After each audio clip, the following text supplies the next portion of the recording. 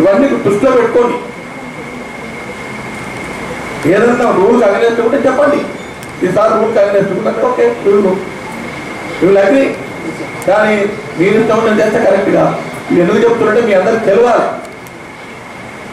ఏం యాక్షన్ లేదు, డిఎస్ఓ ఇప్పటివరకు ఏం యాక్షన్ లేదు.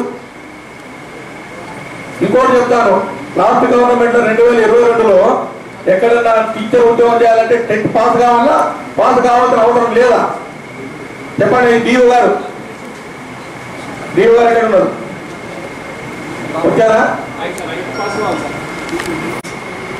ఎప్పుడో ఫోన్ చేస్తే సార్ ఇది నా పరిధి కాదు సార్ అంట.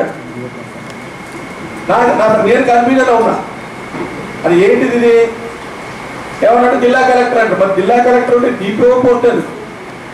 నేను అడుగుతున్నా డిపిఓ పోస్ట్ ఎందుకు? ఇది ఒకటి. రెండవది డిఎస్ఓ, డిస్ట్రిక్ట్ సప్లయింగ్ ఆఫీసర్.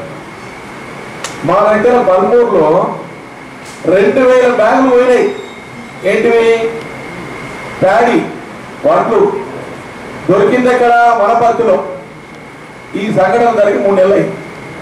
నేను ఫోన్ చేసిన, సార్ మీకు ఏమైనా మెసేజ్ వచ్చిందా అంటే దేని గురించి సార్ అన్నాడు. అంటే ఇట్లా బ్యాగ్స్ పోయినాయి, ఏమైనా మెసేజ్? నాకైతే ఏం తెలియదు సార్, ఎక్కడ పోలేదు సార్ అంటూ. ఒకసారి పేపర్ తెప్పించుకొని చూడండి, పేపర్లో ఉన్నాను. నా చిన్న సలహా ఏంటంటే జిల్లా అధికారులందరూ కూడా పేపర్ చదవాలి, న్యూస్ పేపర్ కంపల్సరీ, లేదా టీవీలో చూడాలి.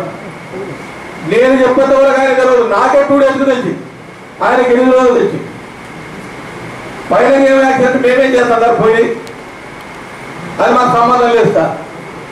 ఎవరికి సంబంధం? పోలీసుల సంబంధమా? పోలీసులు పట్టుకుంటేనే ఆడికి వచ్చింది. అంటే ఈ రకమైనటువంటి అధికారులు కష్టం.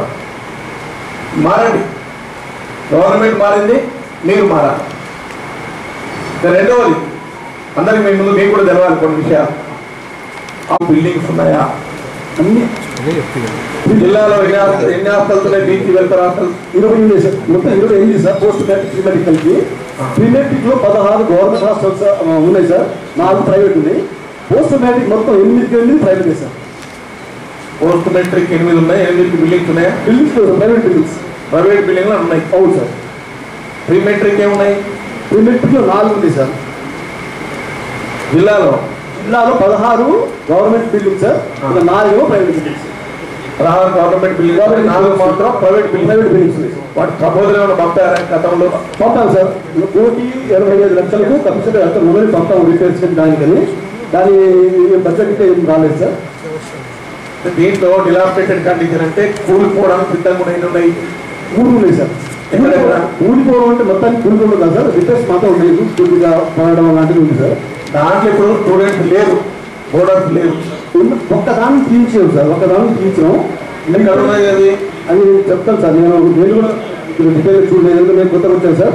సారీ, మీకు బీసీ వెల్ఫేర్ హాస్టల్ అనుకుంటా సార్.